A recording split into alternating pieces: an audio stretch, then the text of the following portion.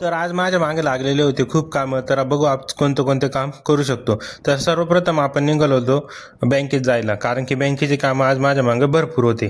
तर फायनली आपण पोहोचलो प्रमिला लॉन्चपाशी. आता इकडून महाराष्ट्र बँकेत जाऊ. तर आपण पोहोचलोय बँकेत. आता मला जमा करायचे होते 1,00,000 रुपये. तर पटापटा पैसे जमा केले आणि आता आम्हाला निघालोय दुसरीकडं. आता आम्ही आलोय चिंचखेड चौफुलीवरून आणि इथून आपण जाणार आहे बँकेच्या ATM मध्ये. तर त्या ठिकाणी मम्मीचे पैसे बघायचे होते, लाडक्या बहिणीचे का आले का नाही. तर आपण आलो ATM मध्ये. इकडं मला दिसतंय 4,243. आता निघालोय घरी आणि आता लवकरच जॉबवर जाणार आहे. आता आवरून सावरून आम्ही जॉबवर आलेलो आहे. या ठिकाणी सकाळी 12 वाजता जॉब राहतो.